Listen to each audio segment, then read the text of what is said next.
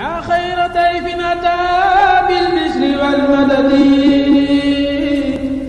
ahlan wa sahlan wa tarhiban bilaa adadi yaa xayra dayfin ataa bil bishri wal madadi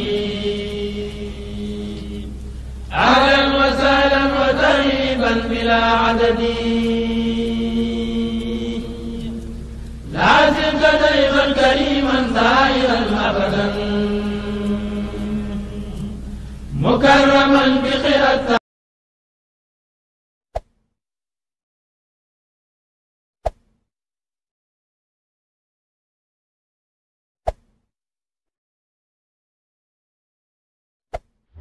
يا خير ضيف اتى بالبشر والمدد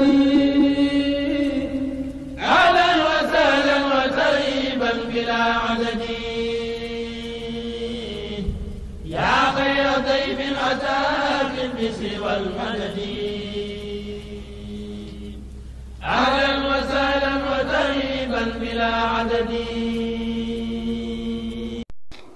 asalaamaaleykum wa rahmatullahi wa barakaatu.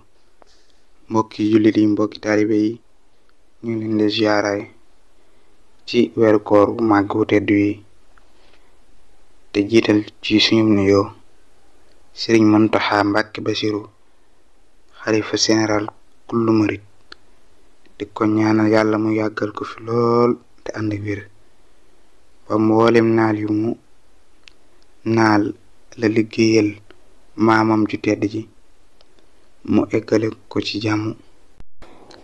tey dellu di ñaanal yàlla borom subhanahu wa taala mu jeexal fi mbas mu bon mi nga xamante ni dafa lëmbe àddina bi yépp.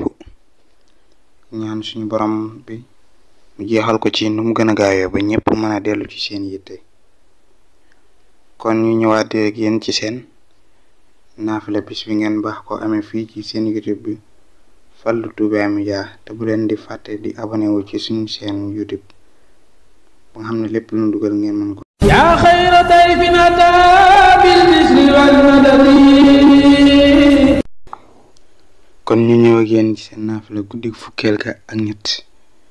guddi fukkeel ga ak ñett naafila gi mu ngi doon ñaari rakka bu ci nekk da ngay jàng Fatiha benn yoon ak xul huwallahu ahad juróomi yoon. mi ngi doon ñaari rakka bu ci nekk dangay jàng Fatiha benn yoon ak xul huwallahu ahad juróomi yoon. Sëriñ Suhaybu Mbàkke nee na guddi fukkeel ga ak ñett kooku naafila des na ko tabaxal kër gu rëy ci àjjana, kër goo xam ne dana am juróom ñaari néeg yoo xam ne lépp wurus lay doon.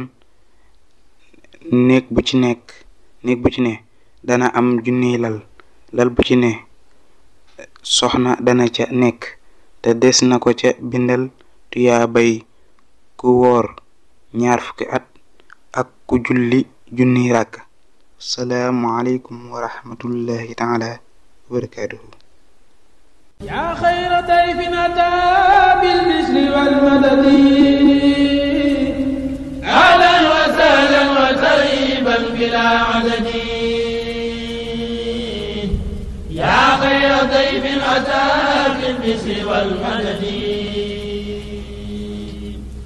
ahlan wa sahlan wa tarhiban bilaa adadi